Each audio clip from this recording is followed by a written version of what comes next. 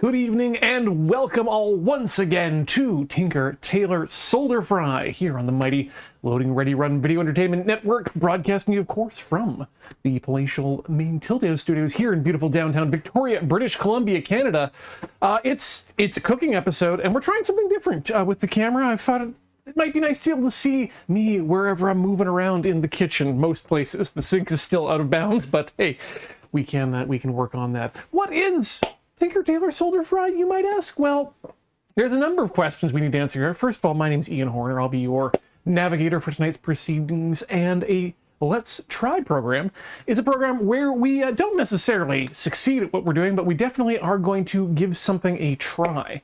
And today, unfortunately, I'm not trying something for the first time. This is something I've done a couple times now, I think, and it's turned out really well, and I thought I'd share the easiness of it with you, because this has resulted in me having some very, very delicious and easy breakfasts and snacks over the past few months. We're going with, yeah, there's kind of a soft focus look. We're going with fried onigiri and salted salmon, and I think I might throw a little bonus in here too for you as well, in the form of some aji tamago, which is the sweet marinated soft-boiled eggs you get sometimes in ramen. They're just nice to snack on, to be honest. You make them up, put them in your fridge, and you will eat them almost immediately, which is good because they only last for a few days, not even the full week. But before we do that, we need to thank those of you who are so kind as to give us your donations and your support, importantly, because who's responsible this? You responsible this over at patreon.com/loadingreadyrun. Thank you so much to those of you who support us there, as well as the people who support us on twitch.tv through your subs and bits.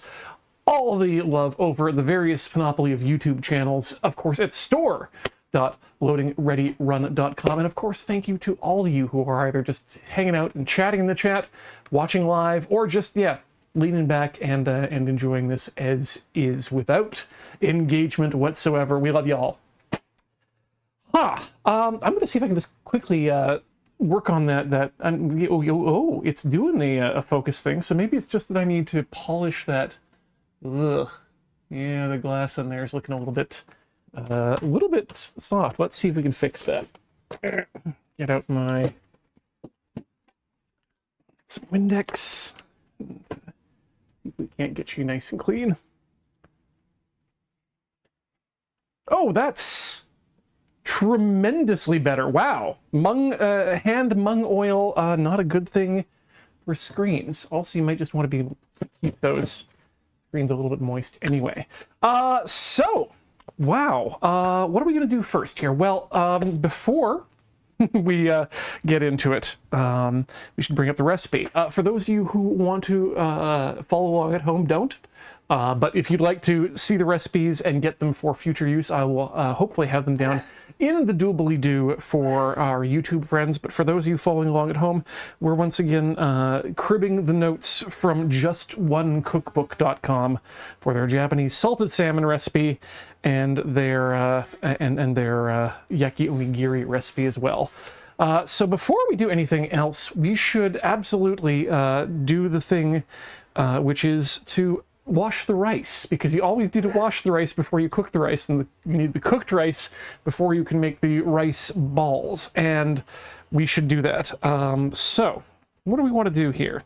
Recipe says to go with 1.5 cups for I do 4 rice balls at 1.5 cups. Let's scale that up to the full recipe here. Just scale up 1. I'm looking at 2.25 cups rice. That would be about, we might be able to get 8 out of that. You know what, let's go with the 4 right now. Let's do what we've done before, and and make sure it's successful. Yeah, you know what? Yeah, we're gonna do that. No. I'm I'm bouncing around all over the place. We are absolutely gonna try it out for real.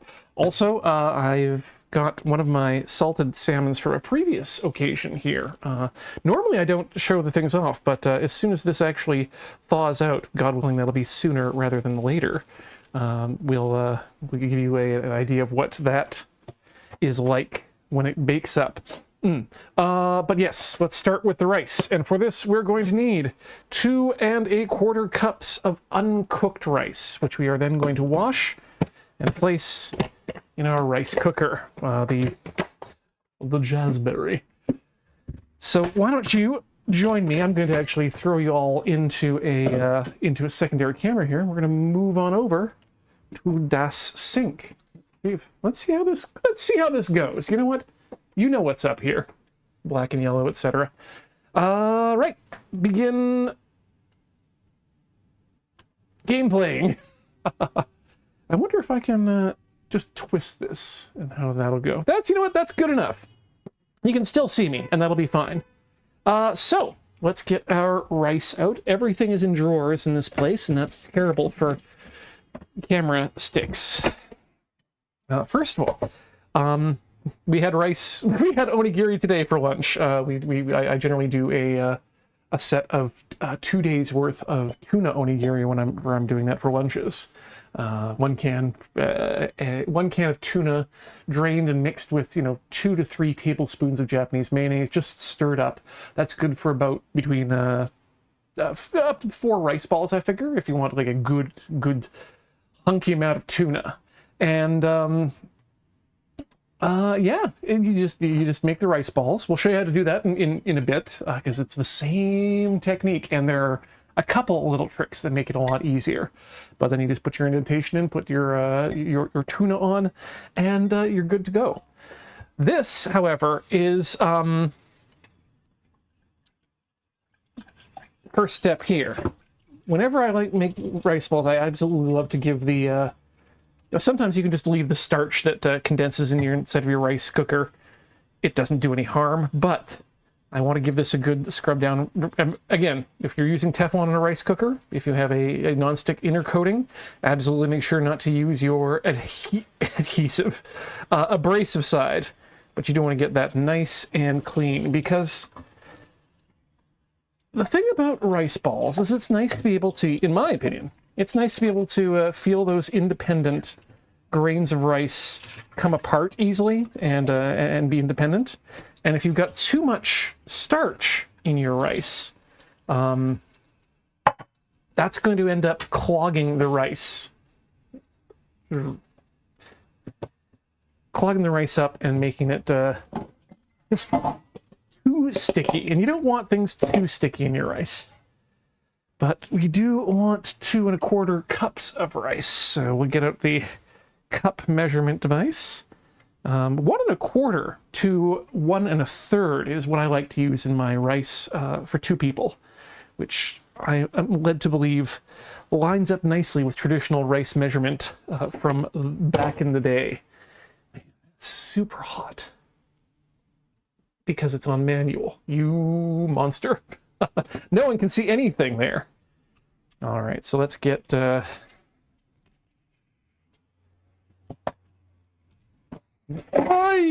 that's gonna make some people very upset, including me. How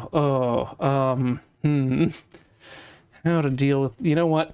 I think some of this rice just might be, we're gonna try and scoop up as much as we can, but because we're washing the rice, so that'll be fine. But it's still upsetting for measurement purposes because it's hard to figure out where we are with all this wetness. Okay. Let's get that in there. And we'll add a bit more rice to that measurement there. Just a bit more.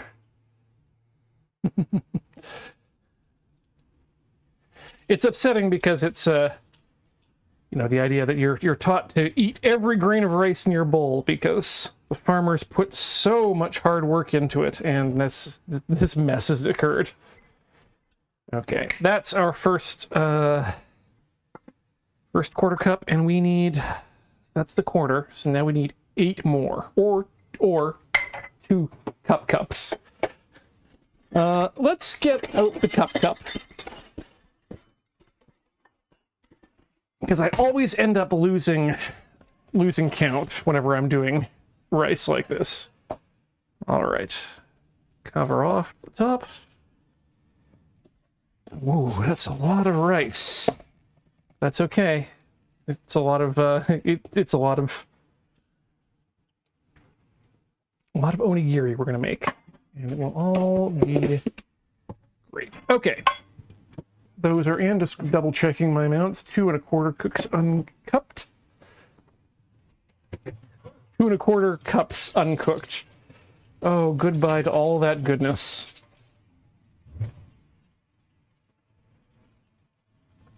Okay, so set your water running cold. And begin by adding water to rice. Mix it around. You can use a different pot for this if you like. You can try to you can try to use a pot to. I don't know if you can use your hand to do the filtering. I like this device. I may have to get a new one. This one has served me well since 2006 when I picked it up in Japan with the rice cooker itself.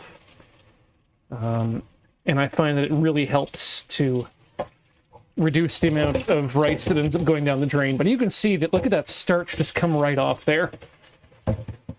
Like nobody's business.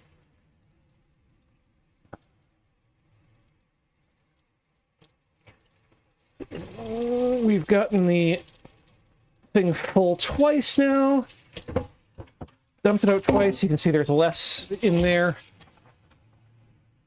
I like to go for a third physical wash, but some people just like to go straight to the water running stage at this point. But that'll be the next stage. Is agitate the rice again, drain, and this time just let the water go until it runs clear. And I'm just going to see if I can see that in the monitor here at all.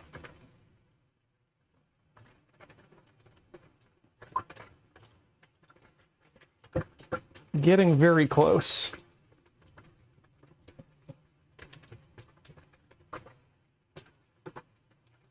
I'd say that's clear. And that's how you wash your rice. Now, you could let your rice stand here for a while. You could, in fact, I've been told that the appropriate thing to do is to let the rice just sit until it begins to crack a bit. I think that's more for, and you can actually hear the cracking occur as it dries. But I think I find that's useful more for bowl rice.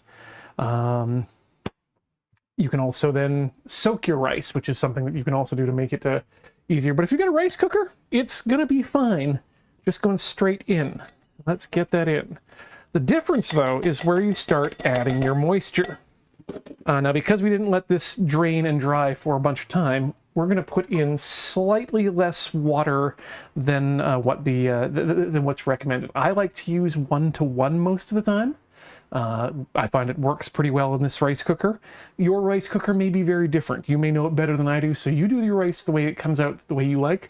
But what you're going to want is a rice where each individual grain can be taken apart without pulling parts of the other grain. You don't want it so fluffy that it no longer looks like rice. You just want these to look like big grains of the regular rice. So let's get that going. Cold water is probably best for this as well, though I don't think it actually matters. But I'm going to fill this up and just, maybe a couple millimeters, maybe a 1/4 of an inch off of full amount. I feel like this may indeed have been a bit more rice than we needed. What I'll also do, if I'm making regular rice balls, just for that'll be filled up with something like a tuna or a crab mixture, is I'll add a pinch of salt to the water as well, just to give it a bit more flavor to it. You could also add, if you wanted, a clipping or a couple clippings of some not wakame. God, what's the seaweed called? That's the big stuff. Why is it losing my head? I'm gonna have to go up into my library of packaged things here. Aha! Kelp, dried kelp. Kombu, that's the one I'm thinking. Yeah, you could put a clipping of kombu in there, and that would definitely add a little bit more flavor. But remember, we're going to be making a seasoning that's going to be part of this afterwards. So let's not worry too much about getting the flavor here. About pre-flavoring it too much. Into the rice cooker, plug it in, start it up, and we'll put our scale over here. Keep this here for now. Yeah, this can live here for now, and just hang out and make rice. Please make rice. Thank you. All right, let's gather our other ingredients for... At this point, let's just go ahead and make the sauce for the or the seasoning for these onigiri. And for that, we'll need, let's have a look together. We're going to need 3 tablespoons soy sauce, or use 2 tablespoons for 2 cups of rice. 1 tablespoon sugar, 1 tablespoon toasted sesame oil, 1/4 teaspoon diamond kosher salt, or just other types of salt. It really doesn't matter. Well, no, if you're using a teaspoon, you definitely want to use the kosher salt, because otherwise you'll need getting too much salt. So that's weirdly an easy one for us, sauce wise. Mom never let us drink water straight from the tap at all. It was only for cooking. We had a reverse osmosis tank set up for drinking water. I see. Yeah, no, we got good drinking water here in BC, fed from the lovely mountain reservoirs, and got some good minerals in it too. Anyway, let's move people around here. Oh, Ard, thank you. There's a difference between Morton and Diamond Crystal around the shape of each grain, and that's the reason for the specification. Okay. Because I buy all of my kosher salt in bulk, so they just all come in these little flakes of it here. I have Maldon has some amazingly naturally formed diamond-shaped flakes, but I'm not sure which one this would be. So, if anyone can recognize salt on by sight, let me know. Right. Let's get that thing started. Let's move this down here to the cook zone. Is that what we're going to call it? That's not what we're going to call it. Nope. Sure. Great. That'll do. All right. Put away my rice, because we don't need it. And we need a small bowl for mixing our sauce. And let's get our tablespoons. There we go. And our recipe, and of course, tonight's beverage, which is Chromatic IPA from Category 12. I'm a frequent customer, 0-time sponsor. Call me Cat 12. Looks kosher. Most chefs I work with like the Diamond Crystal brand. Recognize salt by sight. Yep, looks like salt. Great.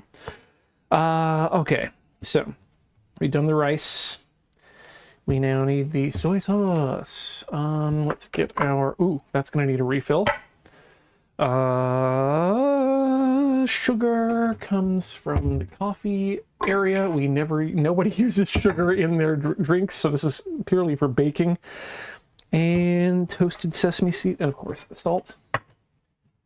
And the sesame seed oil, which I have recently been subdividing my kitchen in terms of liquid and not. Okay. Let's get the soy sauce from the fridge.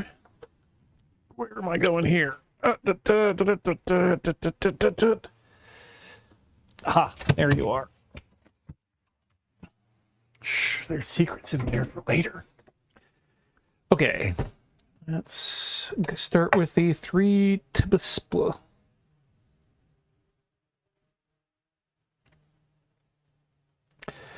I am okay with making more onigiri than is necessary because of the fact that we mentioned at the top of the show that I'm calling these Japanese freezer goodies.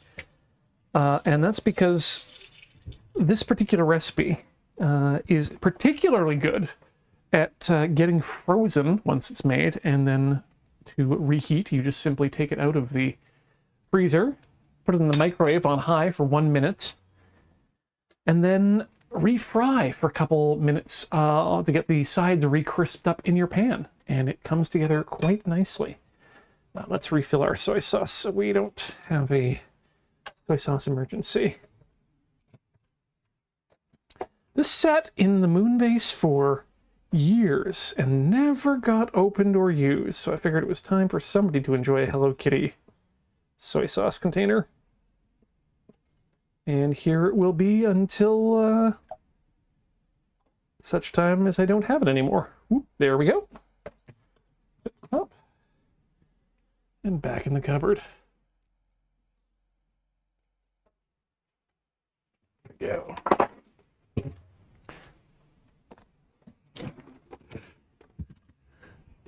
Corey has entered the kitchen to fill water. It's still an active kitchen, folks. We're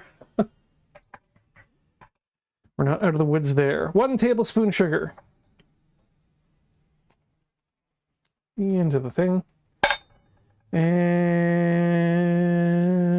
1 tablespoon oil and 1/4 tablespoon of the salt. So salt, sugar is in there. Oil is all that's left. And the other recipe, we're going to be working from the principles of weight, so that should be no issue there. Right. Though I am going to need this tablespoon again for the sauce for the eggs, if we decide to do that, which I think we are going to do, given what's going on today and how long things seem to be taking so far. Oh boy. All right, let's just... Oh, the smell. The smell of good roasted sesame oil is one of my top smells that there is. Okay, so I'm going to pop this in the microwave for just 20 seconds. Just enough to get it heated up so that when we start stirring it up, we don't have to worry so much about dissolving the sugar in any way that matters. Okay.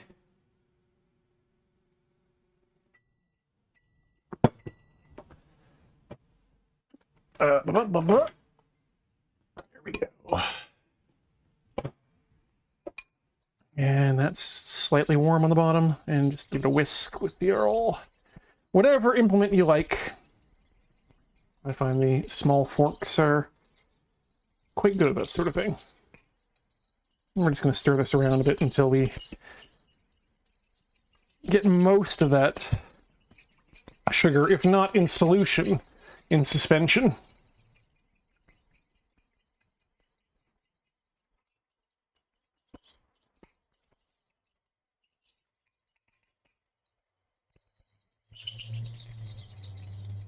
Getting there.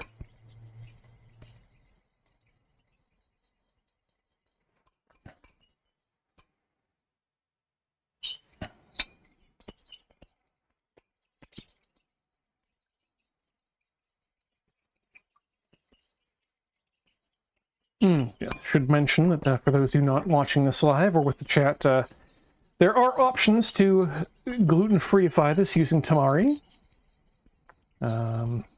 But not something we here in House Tilty, fortunately, have to deal with. Okay, I think that's about as good as we're going to get. We'll give that another stir before it's time to pour it on. But that's good. That's a good start there.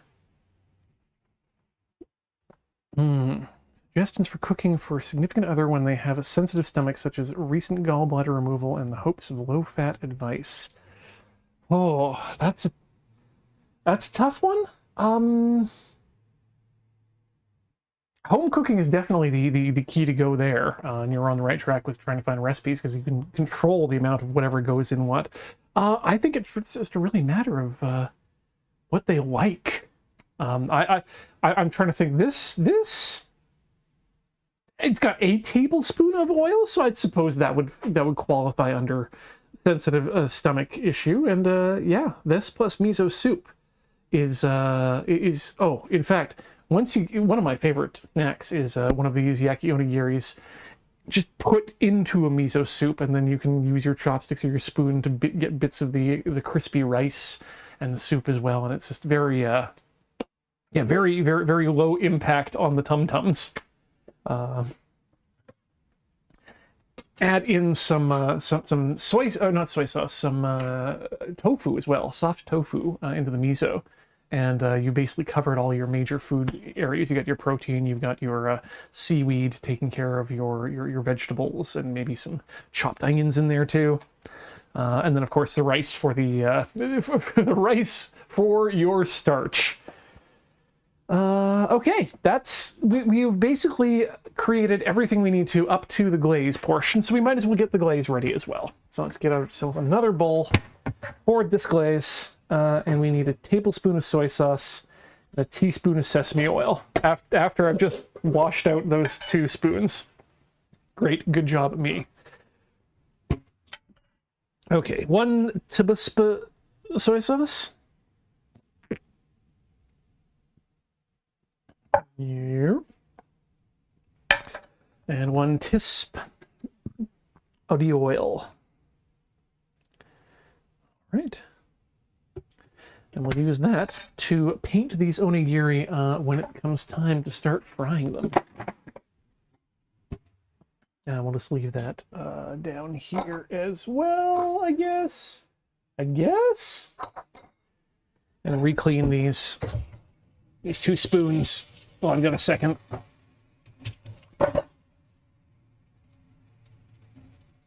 Nothing like a good stream to let you know that you are going complete hunchback over your sink when you're washing things.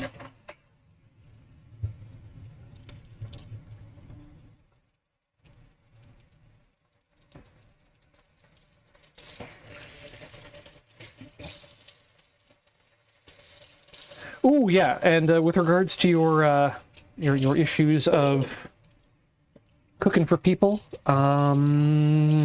check their salt levels, or check on them with regards to their salt levels and what they can and cannot have, because oh god, if you can have salt, do not skimp on the salt. Salt just makes salt facilitates flavor. Salt is the wingman to everything your food tastes like, and it's real good, and you need it, and you shouldn't skimp on it unless you have to.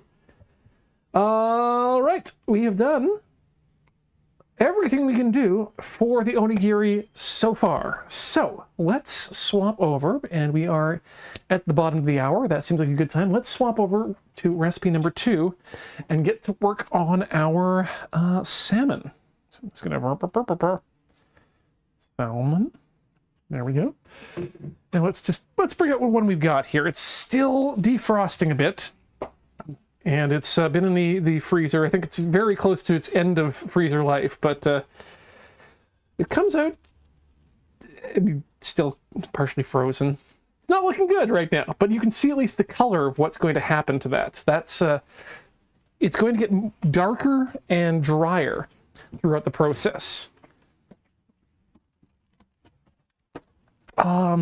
This is the salmon we're going to be working with today. It's previously frozen, it's pink, and it is reduced to clear. Used tonight. So, what we're going to do with this one, I'm going to put down one of my protective cutting boards, first of all. Sort of a cutting board prophylactic. And we're going to want to get the salt ready for this. So, just going over the recipe here. Please note before you start, this recipe has a marinating time of 2 days. It sure does. We're going to cut our salmon down in Japanese-style fillets, and then we are going to salt the salmon with 5% of the weight of the salmon. That's the percentage you want. It's specifically that percentage because that's going to affect flavor and the preservation style of the salt to draw out the extra moisture and wick it away into some cells.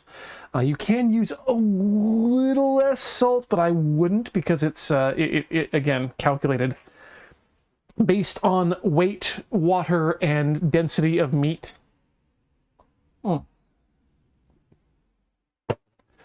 So, first thing we're going to do is going to cut the salmon, and then we're going to drizzle a bit of sake on top, which God willing, I think I have. And that's just going to take away some of the smell of the sake. It's not really there to so much for the flavor as it is just to make them much more pleasantly palatable. And then if we have leftover salt, once we sprinkled it all over them, then we're going to add that to the skin. But yeah, let's start by doing the... Oh, you know what? I'm going to start by actually giving my knives a bit of a sharpening, because I believe it's... yeah, it's... could use a little bit of a honing, if nothing else. Once again, we're going to pull out the Spyderco Triangle Sharp Maker. Not an endorsement, just what I currently have. It's not bad, but it does leave some things to be desired. Okay, oh yeah, this will just hone it up nicely. 3, 4, 5. So what this is doing is these two sticks are of a diamond impregnated sharpening compound. The brown ones are much more, I want to say, abrasive, and it's putting it at a 40-degree angle. The other side here has a back bevel of 30 degrees, should you want to set up a back bevel on a knife that doesn't have one. But this'll just give us a bit more sharpness there. Yeah, that hooks in much nicer. Whoop! Journey.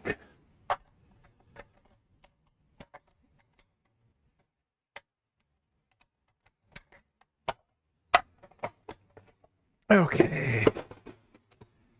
There we go. You're connected to the wall. That's the problem. Let's just alrighty there. Okay, there we go. That's a nice one.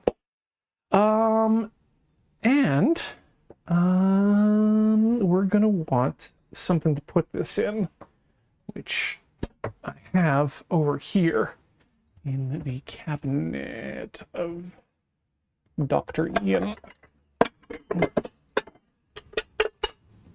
Use this big ol' glass bowl here.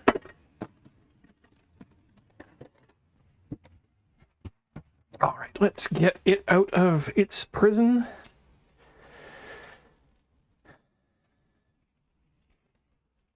And get it on the slab. 10 hut. 10 hut. You can use any type of salmon you want for this. Pink, coho, sockeye, the other kinds. Doesn't really... fresh, previously frozen, whatever. It'll all do the job. Oops, do not close the cable in with the thing. All right, so this is the only real issue here is you kind of want to, this tail section here, because the Japanese fillets are crosswise, this tail section here, you kind of want to just knock it off and use it as its own little fillet, I guess. Canned salmon, I would not recommend. That's probably not so good. So yeah, we're going to take our knife, we're going to take it to 30 degrees roughly, and give that a nice slice across the bias there, and leave the skin on, because the skin's going to be delicious. Yeah, we'll just leave that as a nice one for myself later. And then just go along there, see how many fillets you can get. So that's kind of going to be one fillet of its own, because that's a big edge there. So looking at that, yeah, about there. 1 inch and, well, a big inch. There's 1. There's 2. There's 3. Yeah. There's 4. And we'll call this 5. Okay. I'm happy with that. So now we need to just drizzle it with the sake. And set aside for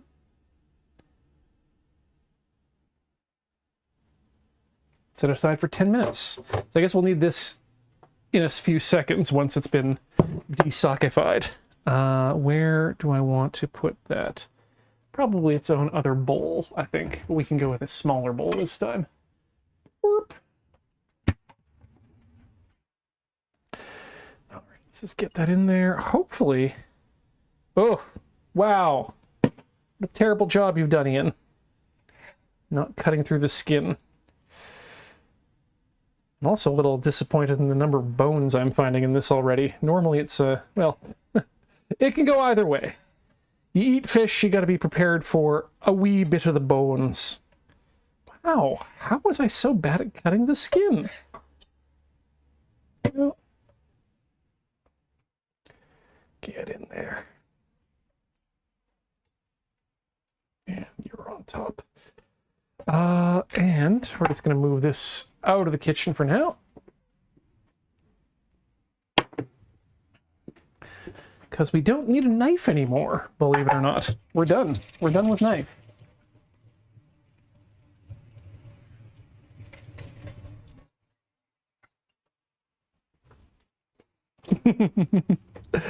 People are upset with fillet versus fillet. It's fillet. I just like being one of those rousers or rouse dowers. Uh-oh. Okay, where's my... come on. Come on. Oh, there we go. For some reason, my cooking sake bottle had been sealed shut. All right, let's get 2 on there. Oop.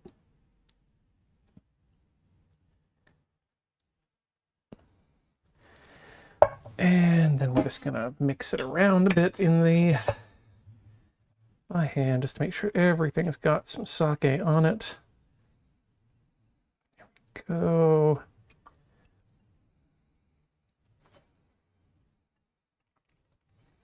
All of our fish is now nicely boozed up. And we're just gonna toss that in the fridge while we wait for that to become ready. 10-minute fish timer.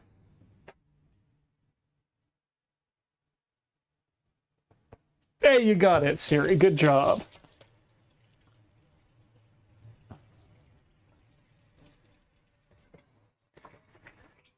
All right. Next up, I guess we should start preparing our eggs because eggs happening. How is our rice doing? Rice is still ricing along. Wow. Is it ever an issue when I do an episode where I need to make copious amounts of rice? Okay, let's once again. So we'll need to pat dry the salmon with a paper towel once we're done later, but we're good. I have made a mistake. I need to go back into the trash and wash my hands. That is 416 grams. Was the amount of fish we had. We should have made a note of that beforehand because we'll need to make some, we'll need to set aside some rice. And I suppose we could measure out that rice right now, or that salt right now as well, so we just know it's ready to go. So let's just use our little handy dandy computer. Give me solver and tell me what's 5% of 416 grams is 20.8 grams. Love solver for those sorts of questions. So let's get out our another bowl here. Bring in our horribly abused kitchen scale and get ourselves just under 20. No, Siri, stop using your voice. Just under 21 grams of salt.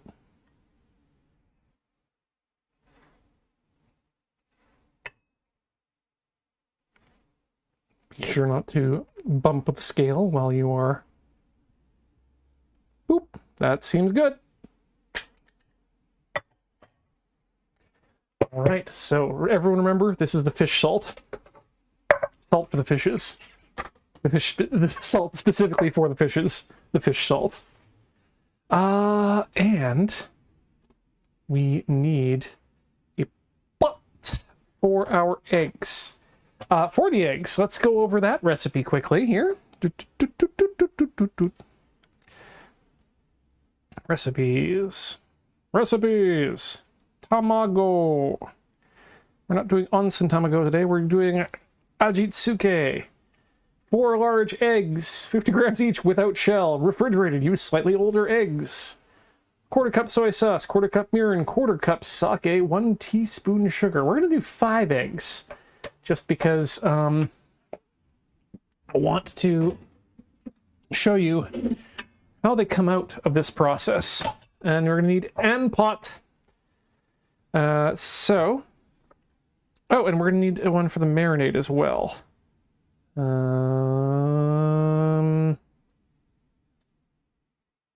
We can do that.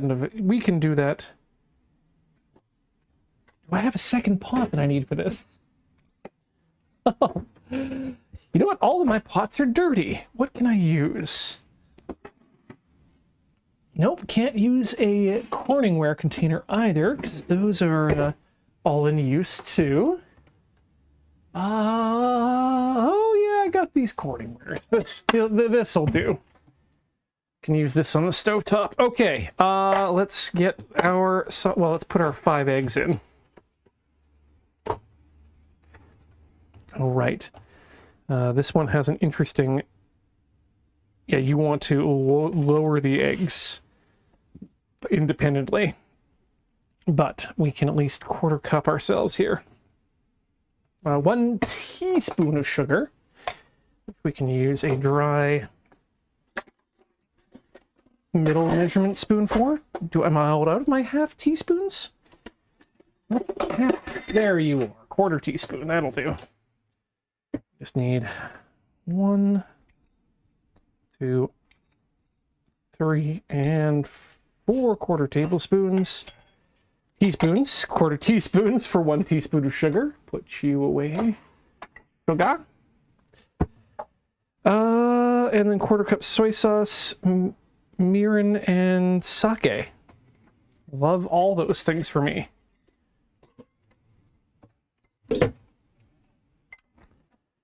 Get them out. Soy sauce, sake, and mirin, which is really just more sugar. But we're here for it. All right, soy sauce.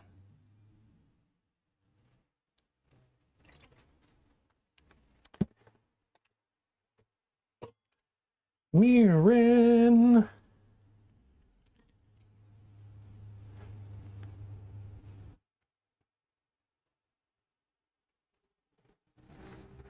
Yes, my other pots are currently still dirty from leftover Thai red curry soup broth from last night. Which we're going to finish off tonight after. Yeah, none of this, none of the food we're cooking tonight is for dinner tonight. It's all, I mean, aside from the taste tester, it's all for the freezer to sit in there for 2 full weeks while I go to Japan and eat real Japanese food.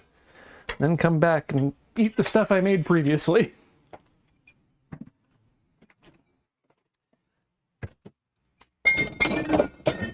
Okay, and let's get that on the stove on low. And we'll give it a little whisk when we, well, you know, let's go medium.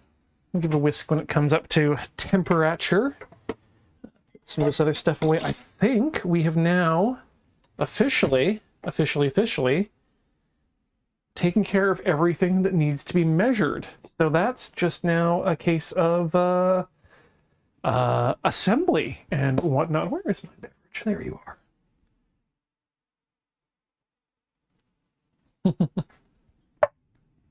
Thank you, Lightning Expert. This is my first vacation for 2 weeks since I moved back from Japan back in 2008, and first time back at Japan since mid 2014, 2013, I believe. So happy to go back, happy to see my family over there, and of course looking forward to Design Festa. If you're in Japan and you like handcrafted items that aren't necessarily character goods, check out Design Festa. It's basically like an artist alley, the biggest artist alley you could ever find.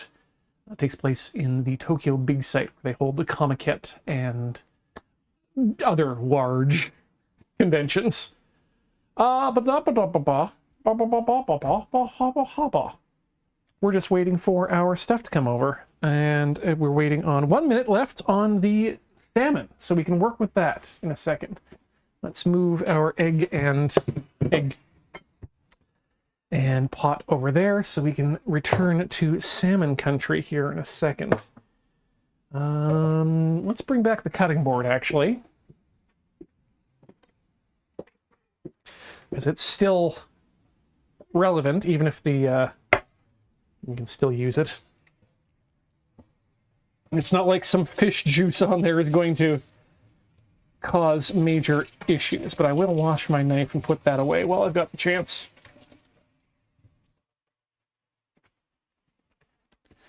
And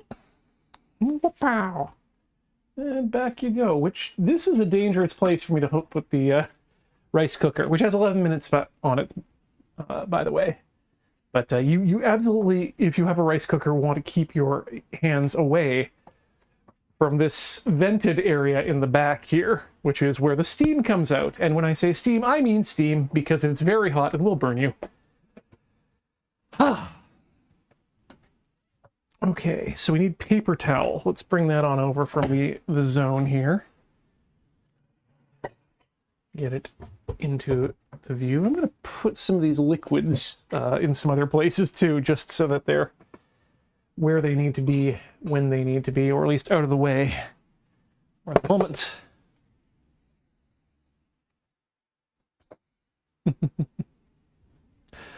I had my vacation planned well before the filming of Friday Nights was a was a glimmer in Mr. Stark's eye. Right, we were here for the salmon. We're all here for the salmon. Theory says, take out the fish, let's do it. I found this on the web for take out the fish, let's do it. Check it out. Siri, you're never helpful. Not even once. Not even once. Alrighty. Okay, so we're gonna get some salmon here. I'm gonna lay down, you know what, I'm gonna lay down a double on that. And we're just gonna use our hands. What are we? Monsters. We don't need nothing. Stinking. Get that in there. Give it a pat. Throw the fish in the sink. There we go. Just enough that it's no longer dripping with sake. Give it a good pat down. Get the sides too, don't forget that.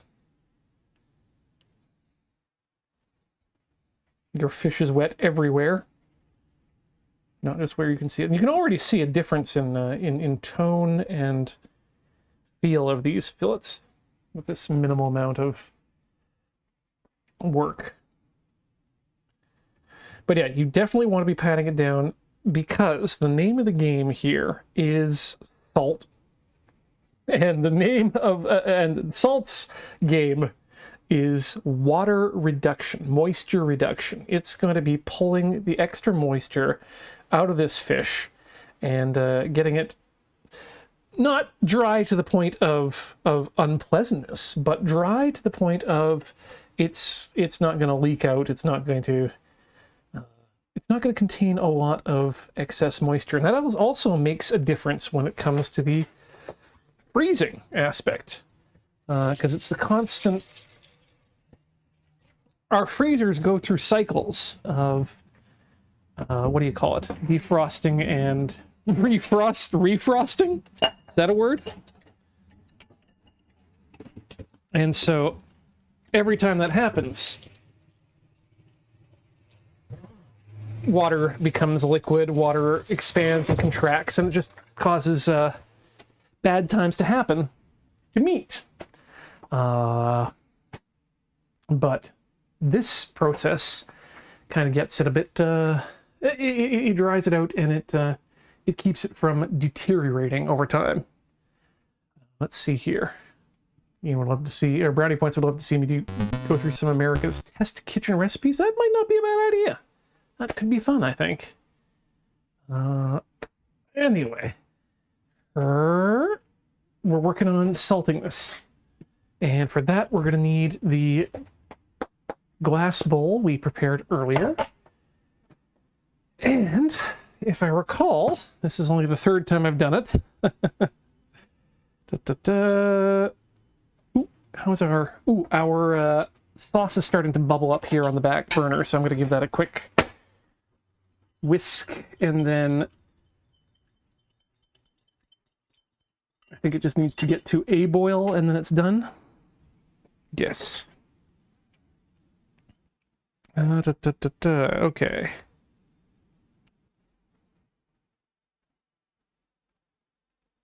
So you have to sprinkle the salt and then put it in the bowl thing. So let's start with that. Just want to make sure that we're good here. Keep my ear to the ground there. Okay, let's lay out our salt, or our salmon for salting. Remember, we're going to want to get every side of the salmon here. I should have used my other hand for that, because I want to keep the salt somewhat clean. Okay, and let's begin, the salting.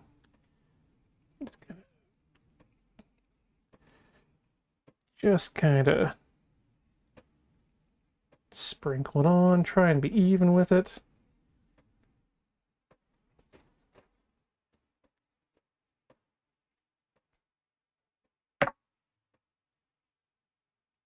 Go, not bad. Again, make sure to get on the sides, both sides. There we go. Same thing here. Just go down the side, go down the other side. Don't worry about the backs. We're going to get those too.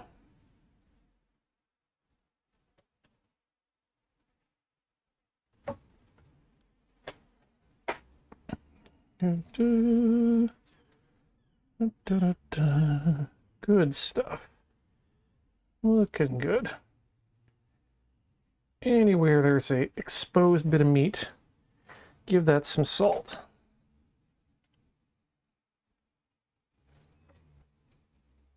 I think I hear my sauce going there, so let's just turn that right off.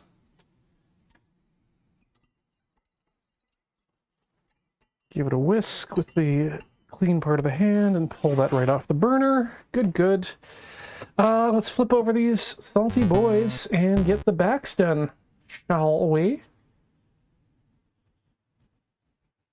You just gonna want to get as much of that salt in as much as possible. So yeah, don't be afraid to, tap it around on the cutting board to pick it up if you need to, or if you want to.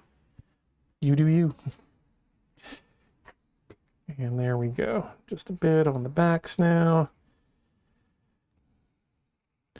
But you're going to want to use all the salt that you have.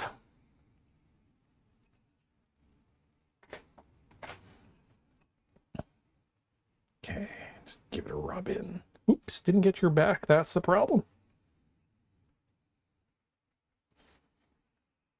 It's like marinating a some vegetables for a quick pickle, or for a something like that.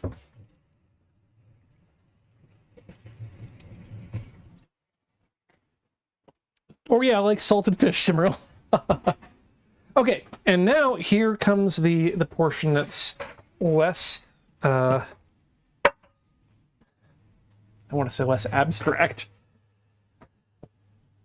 We're going to put down a layer of the fish, and I believe it doesn't actually matter whether or not we want to do it face up or face down. Because we're going to do at least two different layers of things here. Yes, it doesn't really matter at all which direction. So let's start with the big boy. Let's go skin side down. Give them lots of space. They're not touching, so that the air has a chance to work with the salt. There we go. Love that. Let's add another 2 pieces of paper towel. Don't be afraid to use paper. It's useful for what we're doing. And then put that down there, and let's see if we can get one layer in here. And we can just use one more towel itself. Push that down on top of that there. Kind of maneuver everything around. And then we're just gonna give that a good little cover with the old plasticky wrap. And we're gonna say, remind me at 5 p.m. on Friday. Nope. And we're gonna cancel that. Remind me it's Saturday at 5 p.m. to take the fish out of the fridge. Did she do it? I don't think, no problem, I won't. Remind me 5 p.m. Saturday to take the fish out.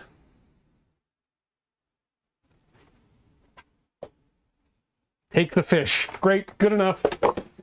You're a genius. Oh no. Okay, and so what that's going to do is in 5 days, as I said, in 5 days' time, or 2 days' time, you're going to get a bunch of these little guys. And they're going to be in slightly better shape because they won't be have been in the freezer for a while. And you're going to take these and you're going to wrap them. I like to do it in a sense that you get one in here, wrap it around, then you add a second one there with plastic in between them, and then do a further wrap. And then that way, if you're just doing it for yourself, you can pull one out at a time as you need be. Or if you're doing breakfast for 2, you can just pull 2 out. And then you have the ability to grill those up. And we're going to do a grilling of that piece right there in just a few minutes. But before that, we are going to, as it is the top of the hour, and it is tradition, take our first break of the night. So please swap your food, stretch your legs. I might sit down for a few minutes, and we'll be back in just a few. Please don't go all the way away.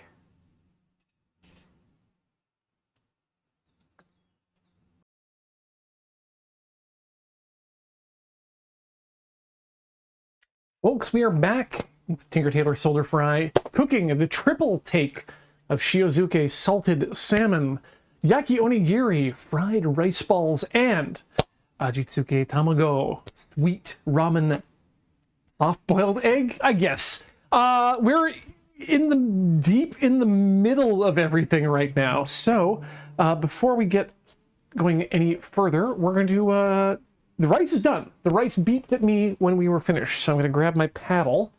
Where did I? There it is. There you are, you rice paddle. And we're going to get ready for that. But before we do, we're going to prepare ourselves to taste that salted salmon. To cook the salted salmon. Once it's time for you to do so, get yourself a pan and turn your oven to broil. You want to broil, preheat on broil for 5 minutes. And before you do that, check your oven for anything you may have left in there, like used deep fried cooking oil, a clean, but nonetheless in there 10.5-inch cast iron skillet, which we'll need for later. I'm just going to put that down here for the moment. Okay, and we're going to go broil high, 5-minute broiler timer. As for the salmon itself, super easy. Grab yourself, ooh, yeah, that's right. This is one where you actually want to use the friend maker. Aluminum foil. You don't need much, just enough to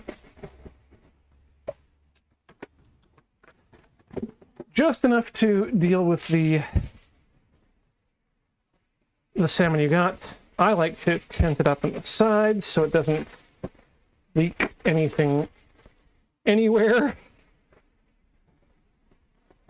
Go underneath you. Make a cage. There we go.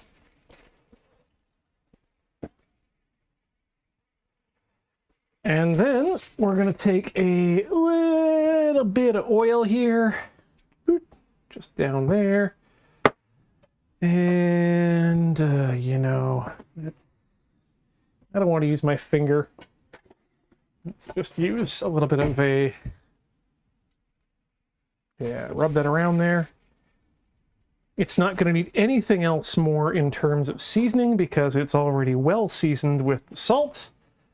But we're going to,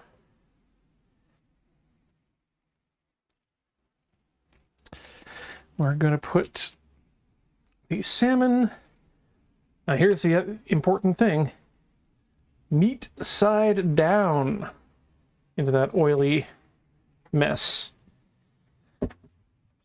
And then when that becomes ready, we are going to grill it for a very short time. The correct time being, boop, boop, boop. I think it's 8 minutes. 8 to 10 minutes. So I'll put it in for 9 and see how that goes. But anyway, let's get that over to the oven for when it's ready to go. In the meantime, we need to cool down some rice. So let's get ourselves a big metal bowl and turn it off. Some rice.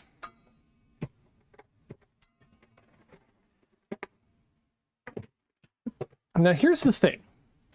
Rice, the rice needs to be warm in order to have the onigiri come together properly. So, oh no. Already I can see some of it's, yeah, we've got sludge there. Oh. Maybe the 2.5 cups was too much at once for this rice cooker, but I think we'll still be able to make it out okay. But yeah, you can see that they're right on the edge of a little bit too cooked. They're starting to become way too fluffy and a bit hard in the middle too. I think I beefed this batch, but they'll still be delicious otherwise. We'll still be able to make something out of this. So get it into your big old bowl.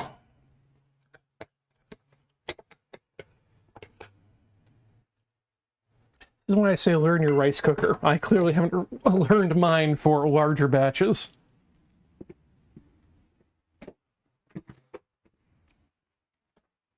And then we're just going to cut this up a bit, very gently, trying to just distribute the rice, separate them rather than manhandle them. And that's coming together. Okay, now once you've got that open, now comes the seasoning. And that's in a nicely liquid state now. We're just going to pour that in a bit at a time and distribute that as we go. So I'll just get it up lift it, just kind of try and separate the grains.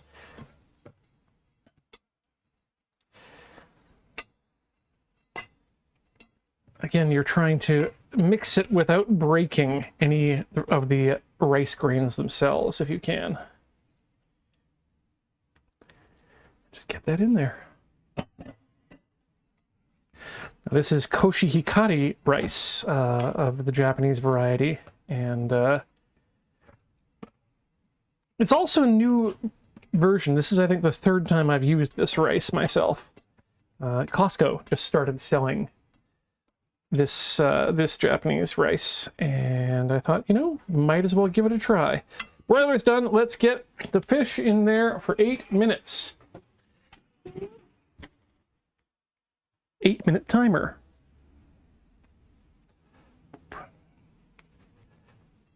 Okay, so we want to make sure that there aren't any big blocks of unseasoned rice. You can see the difference in color in there. We're starting to really get a uniformity here. That's all good.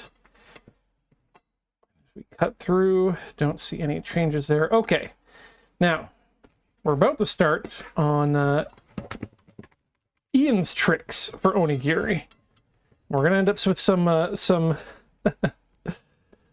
extra dirtied plates here, but this is the way I like to do it.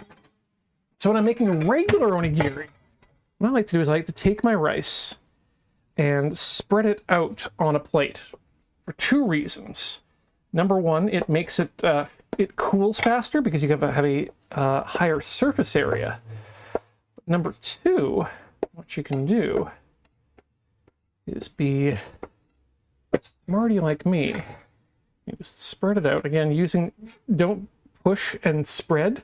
You kind of want to encourage the movement by continuing that cutting motion, and that keeps the rice again from becoming too many just broken particles. Want to even it out, and then once you got it in the state that you think is pretty good, I'm going to taste some of that. Now it's going to be what we want. And just use your little rice spatula to pre-portion yourself out what you think these onigiri are going to be. There we go, that's quarters for that one. Let's do one more.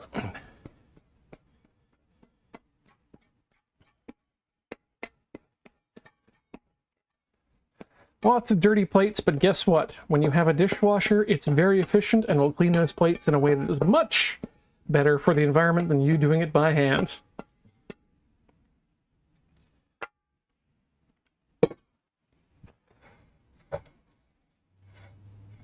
Okay. Ooh, looks like we missed just a bit there. We can mix that in a bit. Grape. I think I got a bit too ambitious with the other side, so maybe we'll do this one in thirds. Yeah, that seems like a smart idea. If that's even possible. You know what? It's not. So let's just halves. We'll do some big onigiri here as well. Okay, and then you're just going to let this sit for, I like to go with about 8 to 10 minutes, which coincidentally is about how long it's going to take us to have that fish finish up. So that's good. In the meantime, let's see here, let's get the... You're going to need a cast iron pan or another frying pan. You want a heavy pan that's going to be able to hold its thermal mass. And then we're just going to throw this down on here, which is some parchment paper. Just enough to clear it out, and we're good there. Okay, finally, what we need is one more plate to put the formed yaki onigiri on. And I just want to make sure we've got time to do that before we need to grab the fish out, because I need to put my hand into a glove to get the fish out.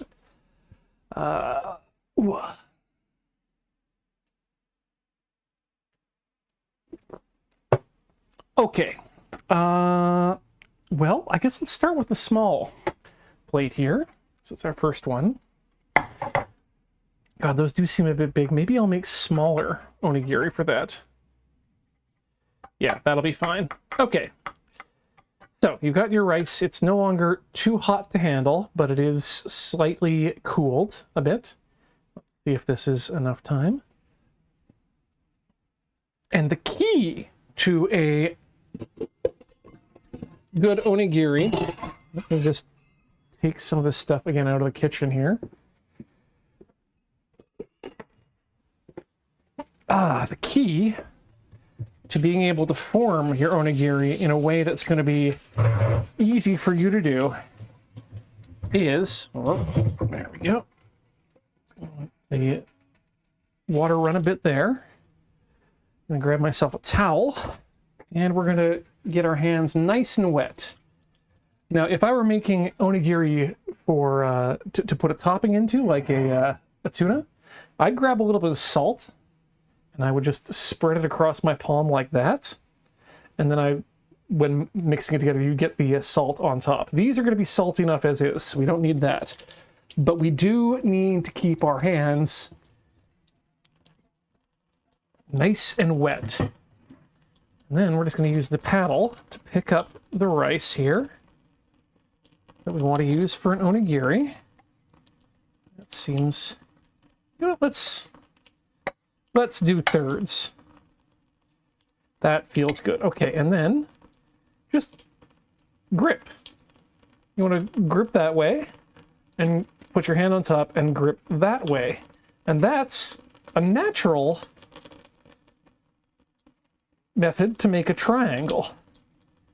And from there, it's just a matter of twisting and turning.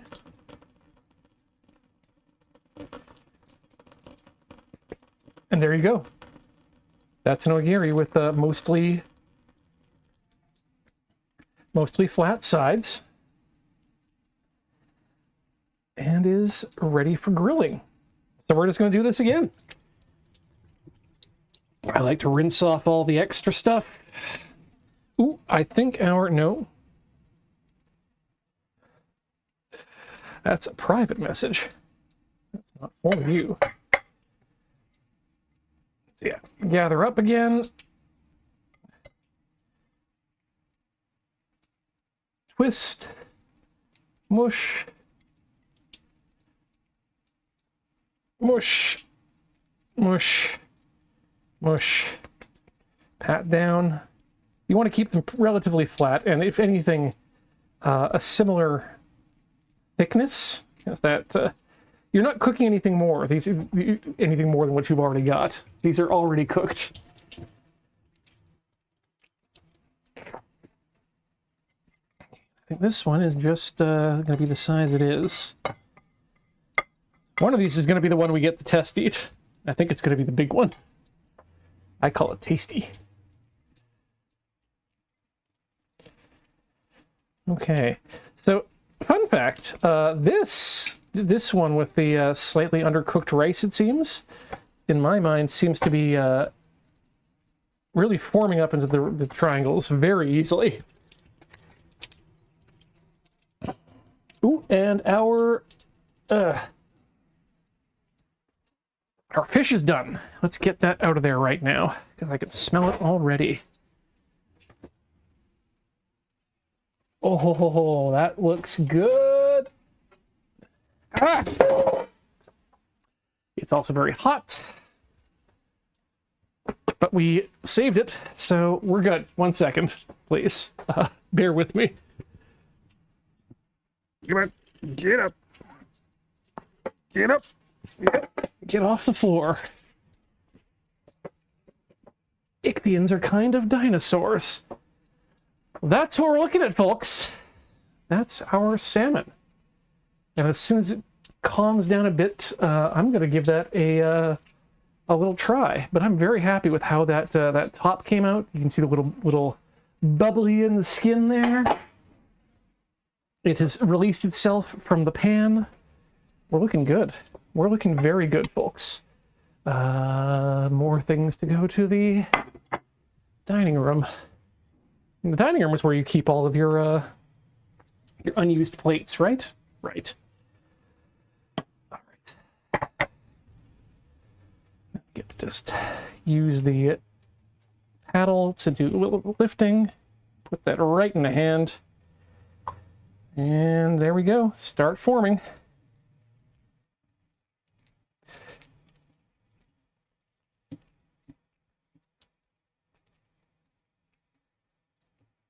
Yes, the floor fish thankfully landed, what was it?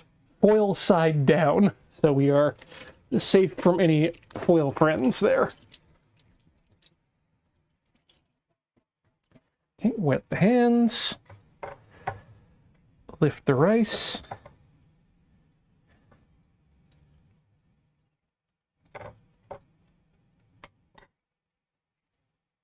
Make the form.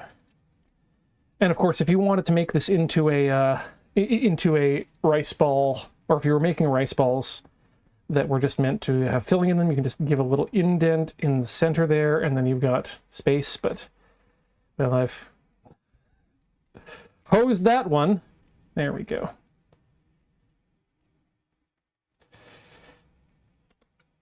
Let's see how that goes. You rinse the hands.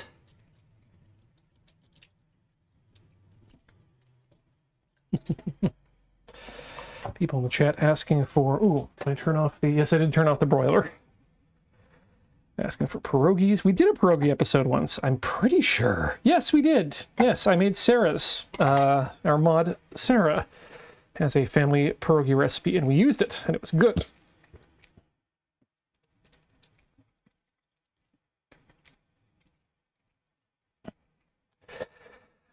The other, the other thing I've heard about forming rice balls is to think of the person you're making it for when you form it, and that will help with the forming. I think it's the idea of it being that you're putting a little bit more thought into the forming portion. I don't know if it works or not, but it's always not a bad idea. I just about put my hand right in that water, and that would have been a disaster.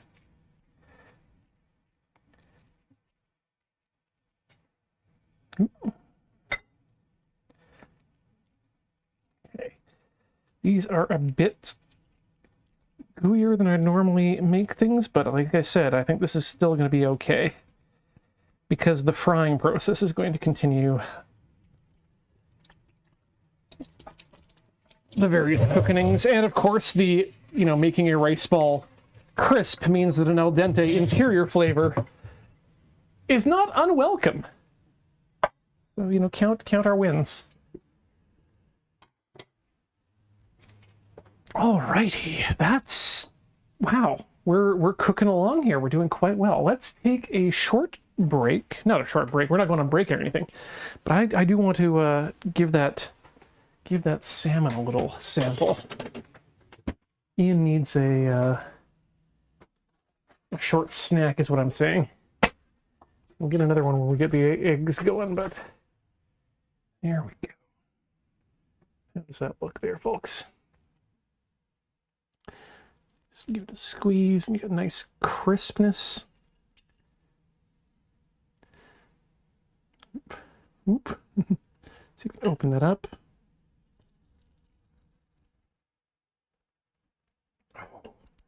Yeah, look at that. Just separates from the skin quite nicely.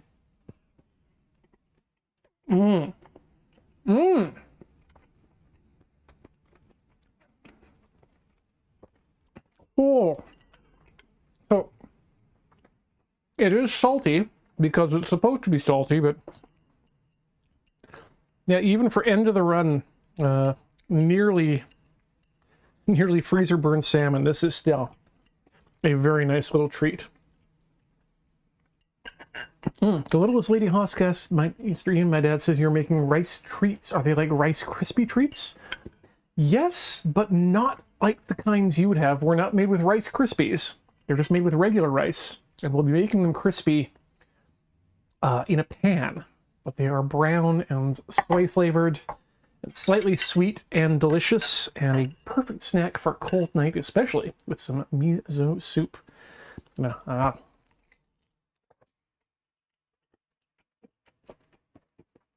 Mm-hmm. The overlay was right on top of the fish. Oh my god. Okay.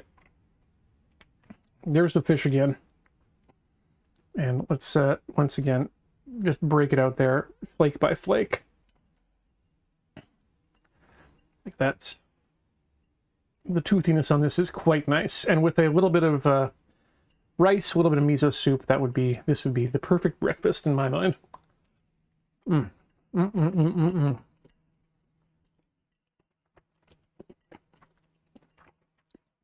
Just good firm fish meat. And of course, good skin. You can't go wrong with the skin. Okay.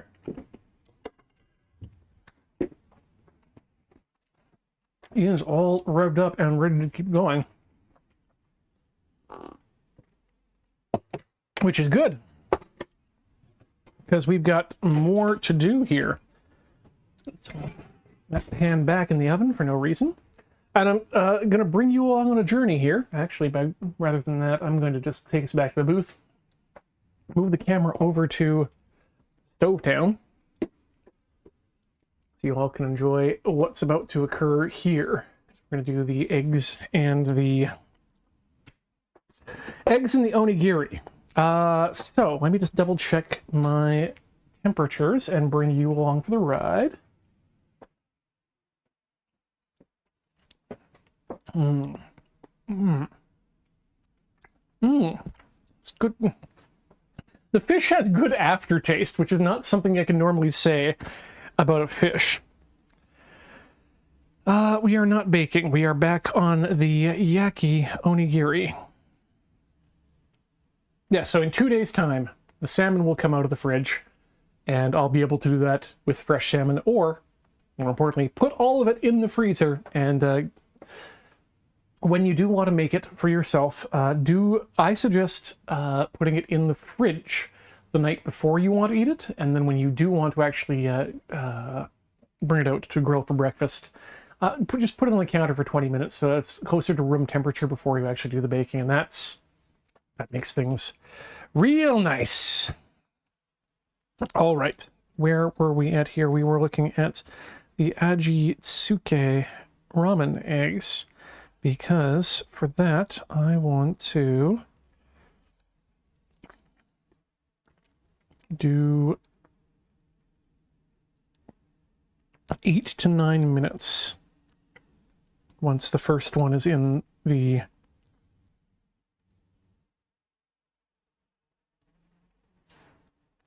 All right, it's 7-minute timer. Let's call it 7-minute timer again. And we're going to also be doing the yaki onigiri. And what's the temperature for that? Temperature for that on the stove is shaped. We've repeated the lids.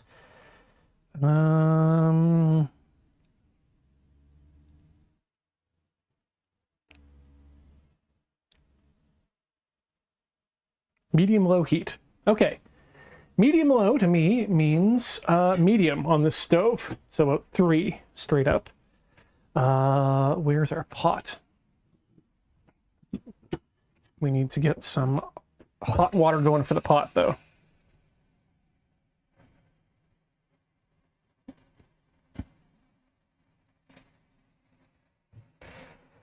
Oh, do I have a gripper? I do have grippers. Good. Those will be necessary. But for the moment, I'm going to use this to hold down the parchment paper so it's in contact. I'm going to use the gripper to flippy our friends. So yeah, what we're doing here is we're creating a non-stick surface that can deal with the high heat of sort of a frying action. And this is just boiling water. Where's the lid for that?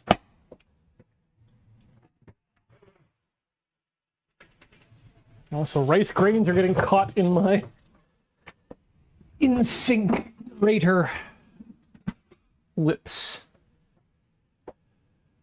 Okay, right. Let's also bring the yaki onigiri itself over to here.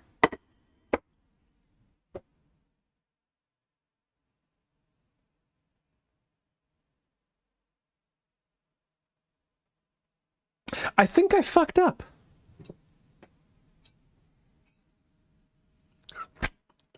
Yep. God damn it. Too many fluids. So, no, it wasn't sugar. Remember that we had the sauce for marinating the eggs in?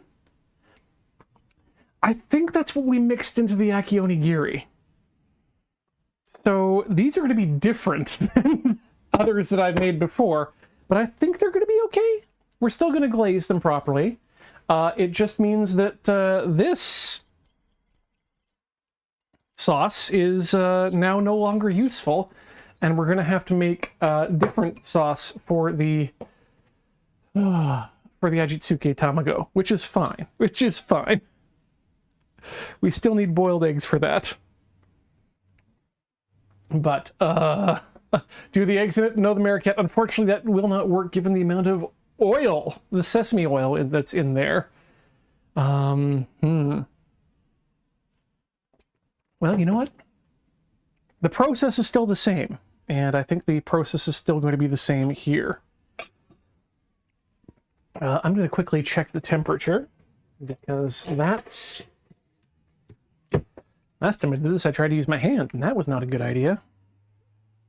225. Yeah, we're looking at that's about grilling. Well, that's about starting grilling temperature.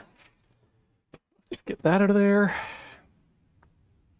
And I guess let's just add some yaks.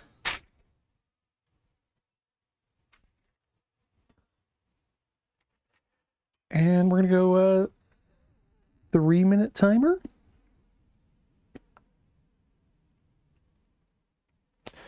It's usually what it is. In the meantime, let's prepare the spider for lowering eggs into the machine here. Could have been worse, could have been cola. Maybe next time use some post-it notes, mystery brown liquids. Maybe next time just not do 3 recipes at the same time, is my thought. What's Corey here for? There are no snacks yet. I'm sorry, I ate the salmon, which was all of it. Yes, it was very quick and salmony. And we don't have a second defrosted one. I'm sorry. Do you want some Parmesan? Where's the pickles? There's 1 pickle left. Enjoy. I'll enjoy the pickle. Look, we're almost leaving the country. Good to clean out the fridge. In a week. It's good to clean out the fridge.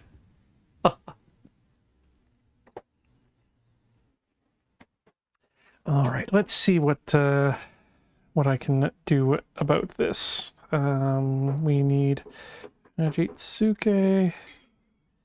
Oh god, I hope I still have enough sake left for that. Oh, that's going to be interesting on these.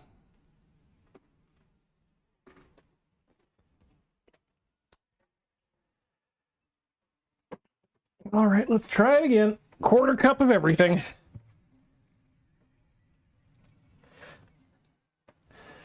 Get another handle bowl.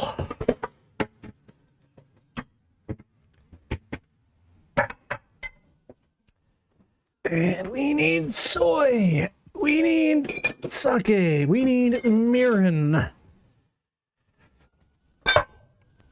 And we need sugar. I'll use my half sp.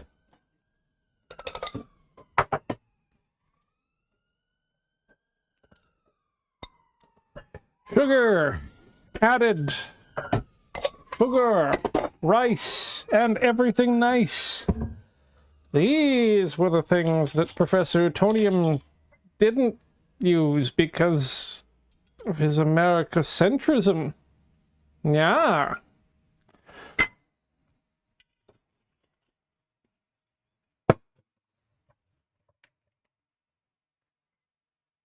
Yeah. Mirin to the quarter cup. Become quite good at this recipe by the time I'm done with it, because I'll have done it 3 times in one day. Twice. I'm not doing it a third time. If I'm doing it a third time, I will absolutely shut this stream down and just go into the woods. It feels to me like my watch is telling me that something is done. 3 minutes on the side of that initial... Oh, sweet!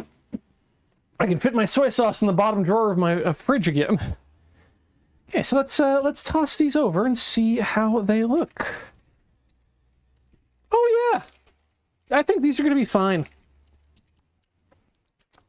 They're going to taste a bit different than the last ones we had, but this is fine.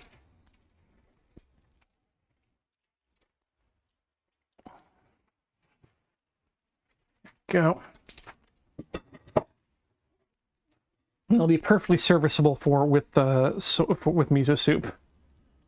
Let's do another 3-minute timer there. How's the boiling coming?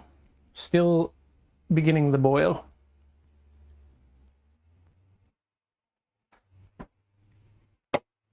How's our temperature doing here too? 350 roughly, 321. 400. Ooh. Spicy. Oh, good. We can also use this burner up here to reboil our mix. Get that on high. Get some more whisking implement.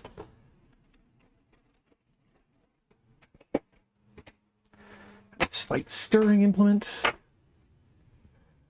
Alrighty. I did get that going, right? Yes, I did. Good. Still counting down. And let's give that a free whisk here.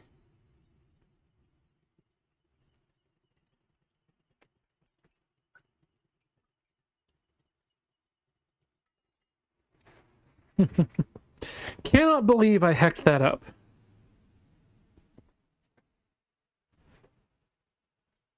But the mirin and the sugar, we may need to sprinkle these with some salt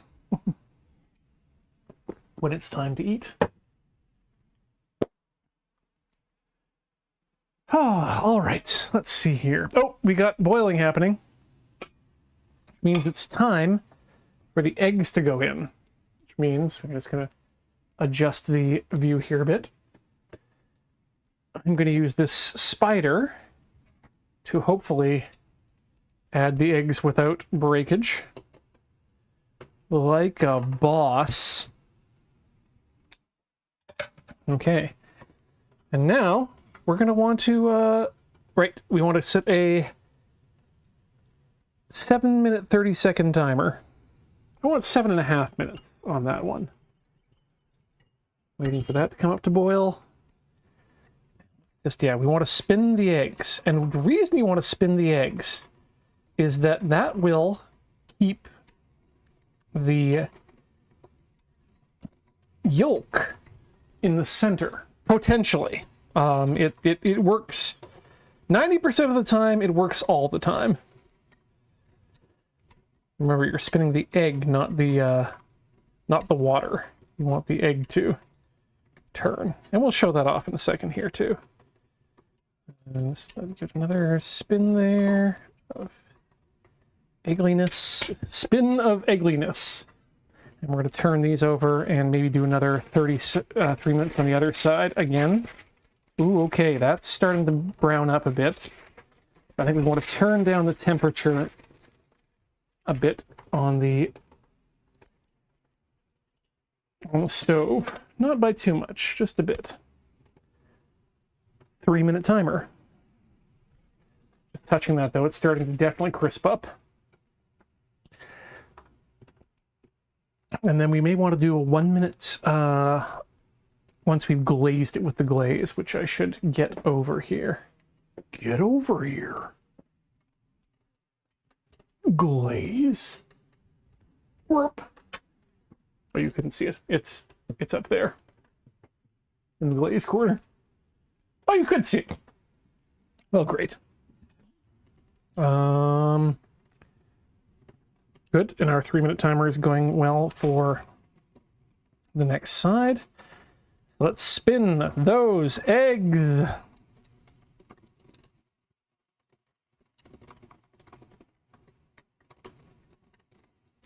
Last time I did this, I had a blowout on 2 of the eggs. That was non-catastrophic on both, but did result in some weirdly shaped eggs.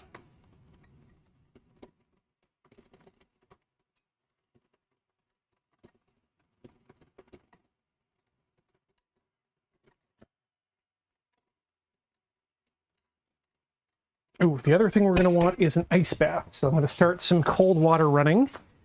And get out a bowl and add some ice to it.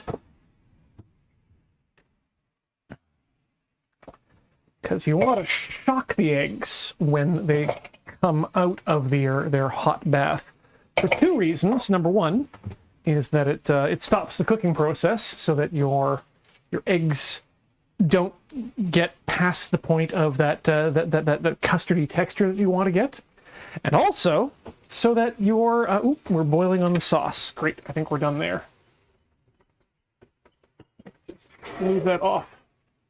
And second, shocking the eggs also potentially, the jury's still out overall on whether or not this is just an old wives' tale or it's 100% true, but the theory is that the shocking will cause a contraction of the eggs against the shell on the interior, making them easier to peel. I have experienced this myself, so I continue to do it, but it's not a necessity. All right, so what we're going to do on the onigiri here, because we're about a few seconds away from our second time on top, we're going to start by basting the onigiri with a bit of the oil and sesame mixture, because that's going to add deliciousness. Just paint that on. Don't be afraid to go ham with it. And that's going to add a little bit of oil too, so that's going to make the whole process a bit better. And we'll flip those over one more time, and then we'll do give some time to the sides, because you definitely want to crisp up the edges as well. Ugh, no, I'm just manhandling that onigiri to a state of unhappiness.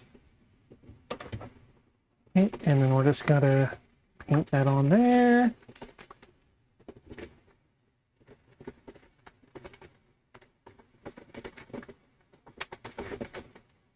And we're gonna say 2-minute timer. And we'll 2 and 2 for both the sides there that have been painted, and then go to the edges.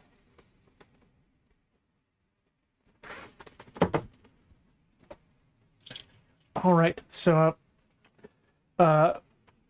water is running cold. We have our ice ready to go. Let's actually get the cold water in the ice there. Brosart, I do not poke holes in my eggs. I am just if there's a phrase I am known for, it's no new holes. That goes for my body as well as my car and most things in my life. I don't want any holes other than what came from the factory.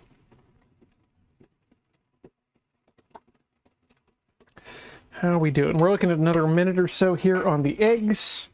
Looking at another minute or so here on the onigiri. Let's turn that down just a bit more. I think we're definitely to the point where we're holding our heat, and we are now holding some smoke. So I'm going to actually add a bit of extraction via fan.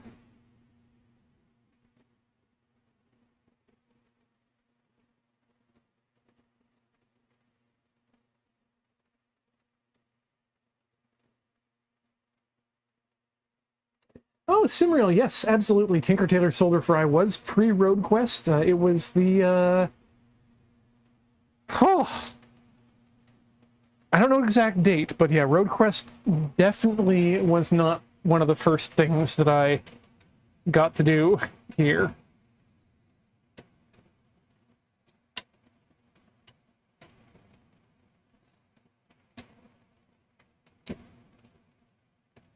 It's definitely a Moonbase Mark III thing, that's for sure. Or 4.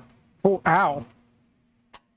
Mark IV. Okay, let's now take the eggs out, and we're going to use that same spider to shock them into the ice bath directly. And then we're going to stir that around for a bit until it's been sufficiently cooled.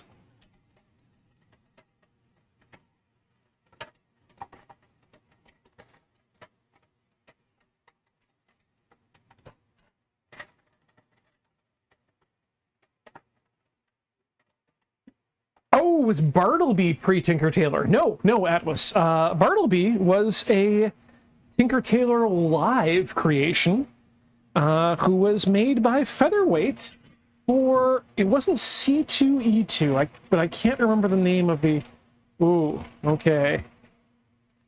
We're starting to really get some, so maybe that's a bit too long on those particular ones, or maybe it's the lack of oil that's occurring, but yeah, these are interesting. 2-minute timer.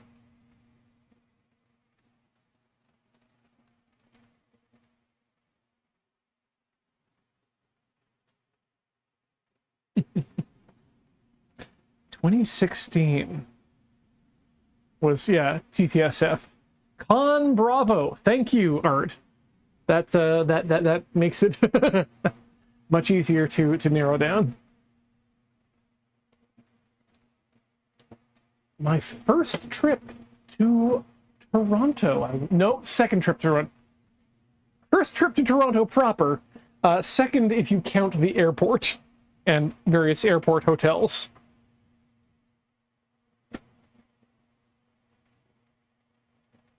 Yeah, all right. That's that. Okay, you know what? I'm gonna give my eggs a few more minutes in the cold bath there.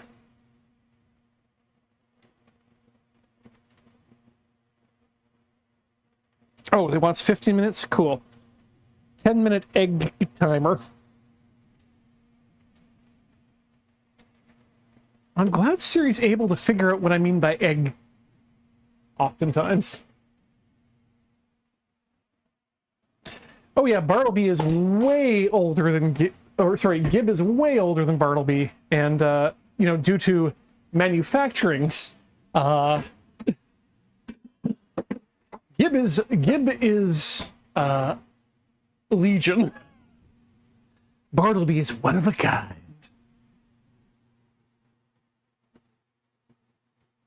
First TTSF was Kegerator sewing a hat with Heather.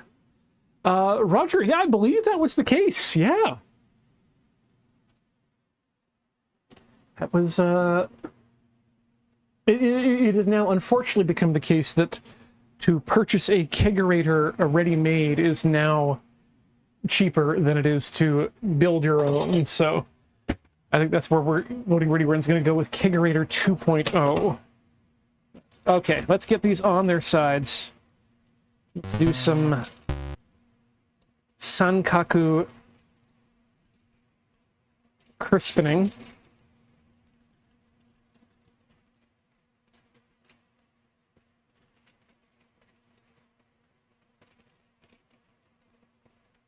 Call that 2 minutes per side? Yeah. 2-minute timer. Seems legit. And then we'll just do that on each side, and then we'll put them on a plate to cool. I should probably get a large enough plate to allow them all to cool.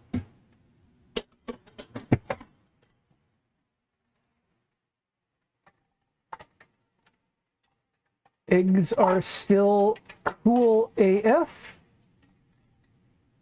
And also hot and rad. Eggs are great. I like eggs.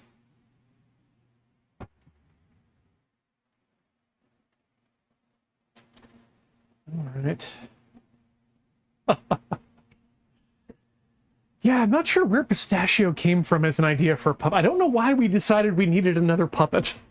Specifically another Ian puppet. But productivity was good for that. I don't know. Pistachio, I think, character-wise, is the Ian who spent way too much time listening to Merlin Mann in the early 2000s and 2010s.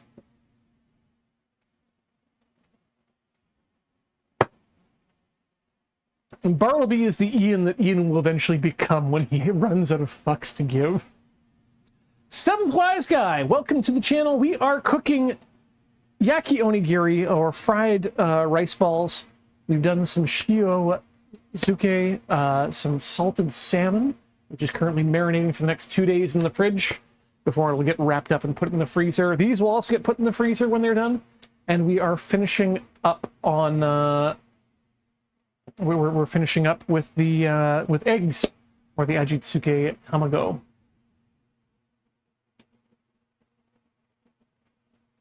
And 2 minutes means we get to turn the things.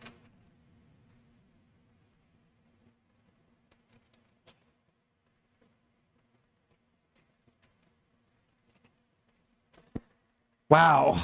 Okay, so I can give a bit more of a report now. In other versions of these onigiris, 1.5 minute timer. In previous versions that I've done, because they've had more oil in them due to using the correct marination. Let's kick that over there a bit. There hasn't been as much blackening of the edges because I think the oil just distributes that heat better. But these will not be bad. Crispness is what matters. Crispness. It's the reason for the seasoning.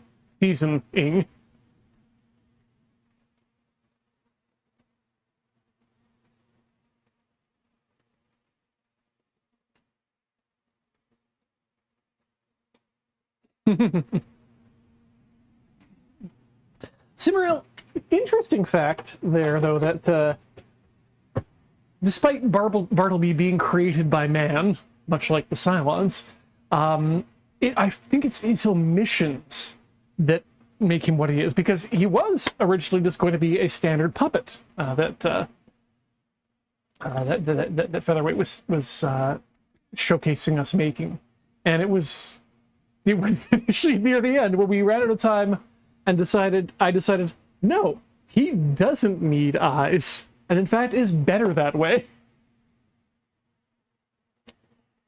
And I think, yeah, much like life, it's what you leave out that adds all the spice.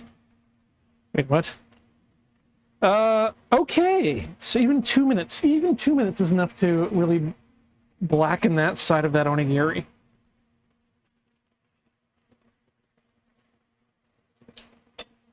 So, 2 minute timer.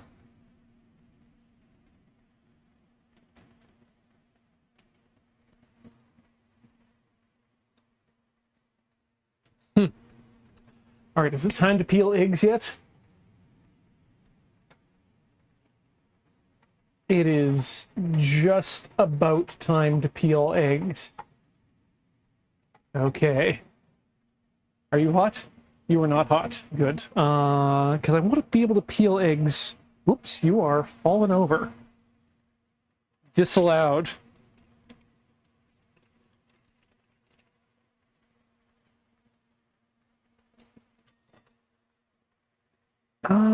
In that case, where should I... You know what? Where's my bag? Does the eggs need to go into bag? So let's just place this up here. This can go over here for now. Let's get bag ready to receive egg. And then we'll begin the process. Ooh, right, because I have... how many timers do I have going? Egg has 2 minutes left on egg.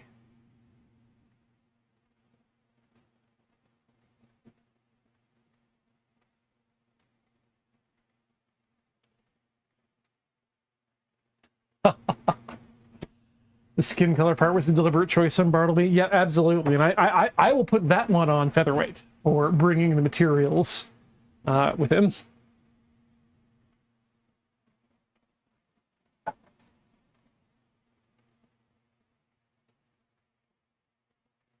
But yeah, I have a thing for entities that do not have what we as humans would consider to be conventional ocular inputs. Is that a phrase? It is now. All right, let's get these guys off and go with start round 2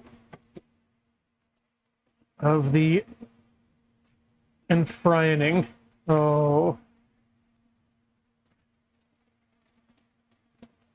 Yeah, these might be 3-minute timer. These might be specifically for soup-basedness now that I've touched them. Come on, eggs. 1 minute left on egg. Okay, well, gotta wait for egg. But I do want to show you like how good these eggs. 1 second, I'm gonna get some floss. You'll understand why.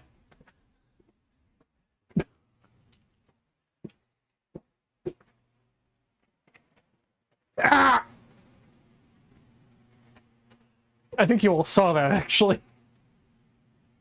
Me walk directly into a thing. Now the floss cut is a pro move, but it's also flavored floss, so I'm just going to give this a quick wash. Always make sure to wash your floss.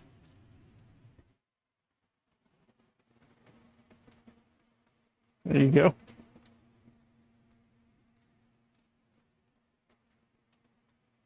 Great. 10 seconds left on egg before I can begin peeling egg. Corey, you wanted a snack? No, Oh. no, I don't want any food now. No. You sure? Onigiri that is yakied. Save it for curry time. Curry time? Yeah. What? What? Yes. I've never had curry yaki onigiri, but that could be interesting. Egg is over.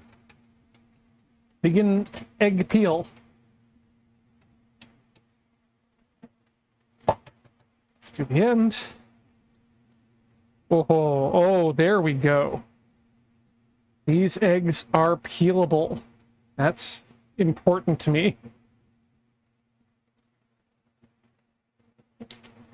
Does Corey want half of a soft-boiled egg? Okay. I'll have to get a different plate. Uh-oh. I got too ambitious. Everything's fine.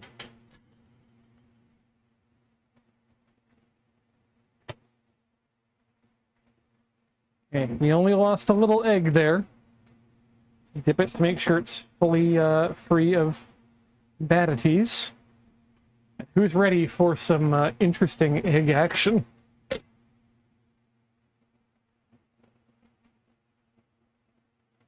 Right down the center, right down the center. This is my first time doing this, by the way, so I'm very excited to see how this turns out. Yep, dental tape for the win. Oh yeah, okay, look at that. And 3, 2, 1, hop. Oh, okay, my watch is going, so I need to flip over some onigiri, but that's some hella egg. Folks, I can stand behind the 7-minute timer on that shit. Okay, well, bloody god fuck. This one's salvageable. This one might not be. This one, we'll find out. Oh god.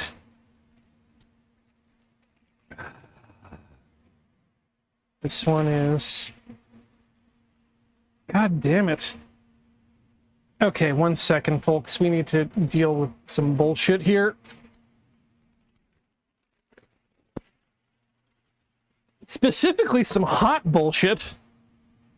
I guess we need another parchment paper? This is the first time this has occurred or happened to me. 1 sec. Just need to get that paper off the ground. Into the trash.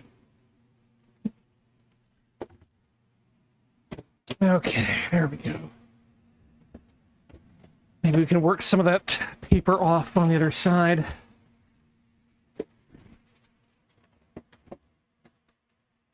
Yeah, I think the oil matters more than I think it does.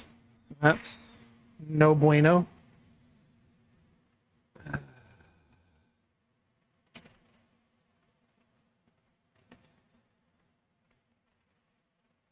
Able to peel most of the paper off there, so... These might just not be a good batch. We'll find out. In the meantime, let's find out about egg and see how happy we are.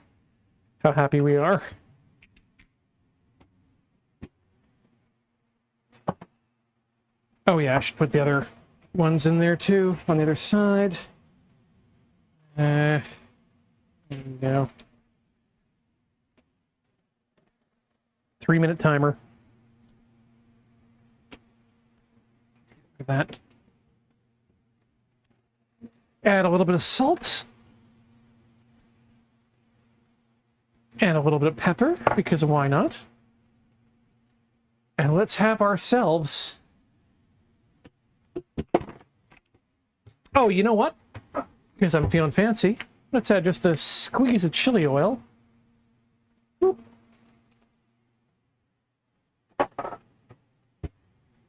And let's have a nicely perfect, look at that, squishy, squishy boy. Mmm.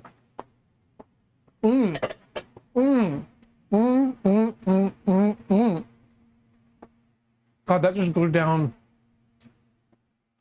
smooth like butter. Oh. So these are going to be fantastic once they've been marinated in a combination of the soy sauce, mirin, sugar, and sake.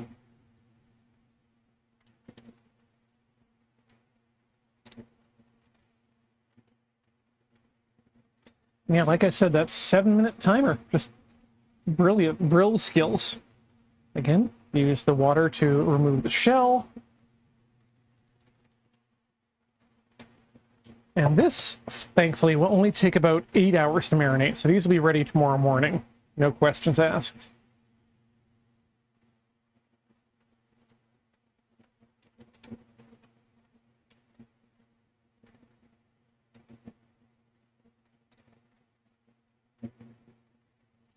but they will remain that that liquidy.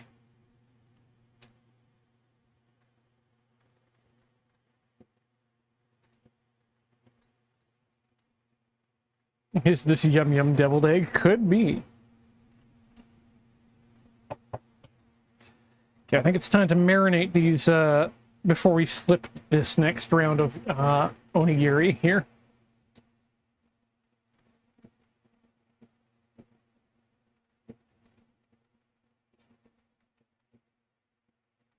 Give them the goods, as it were.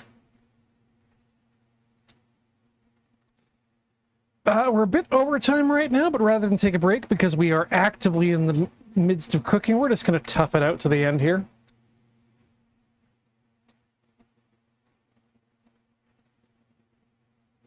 Oh, that's a clean egg. I do love when that happens. I also do love when eggs are this easy to peel. They are not always, and this has been showing good for me. 3 minutes up. Let's baste and flip. Baste, baste, baste. Baste, baste, baste. Baste, baste, baste. Baste, baste, baste.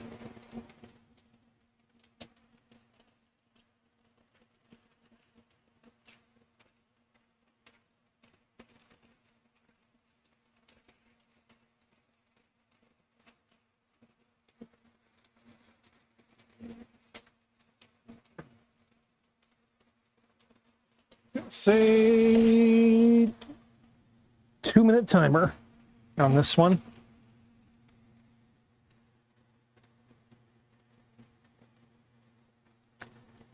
All right. Just keep peeling away. Did you know you can just like boil an egg and make yourself an egg salad sandwich in your home with nothing but the egg, some mayonnaise, salt and pepper, vegetables if you want them? No one's going to stop you. You can do that.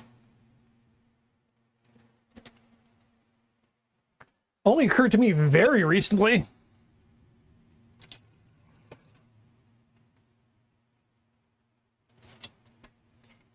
Okay. Time to push some garbage down.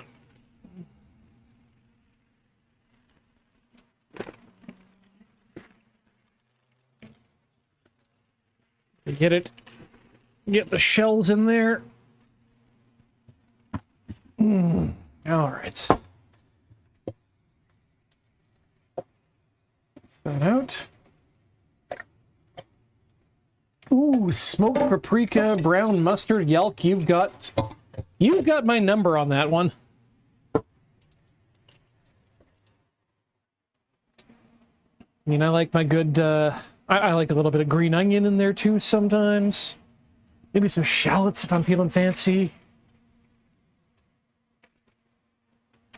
Let's check the temperature on this bad boy. This bad boy is now good enough to be added to the eggs. So let's just do it. Bop! There you go. And now we're just gonna clop it up. We're gonna try and remove as much air from there as we can. There you go. These friends in the fridge. Actually, I'm going to put them in a small bowl.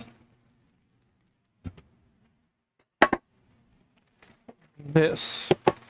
So they're nicely coated. And after 8 hours, these are going to be super delicious and remain as tender as they were when they came out of the pot. Let's baste and flip. Baste, baste, baste. Baste, baste, baste. Baste. I mean, get on there. Baste. There we go.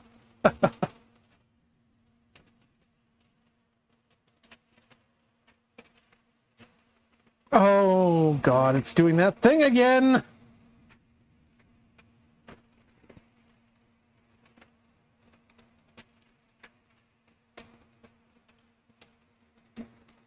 You know what? We're just going to call 2 minutes on that one. 2-minute timer, and say that we're done with these, I think. I am not pleased with how these are coming out. But in the meantime, I think I should give one of these a try, just to see how they are. Because I'm unsure. Let's get up to the camera and give it a sniff.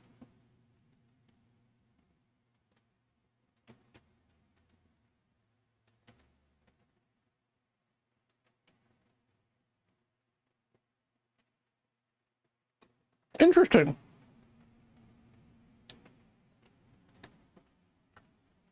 So, if you follow the recipe,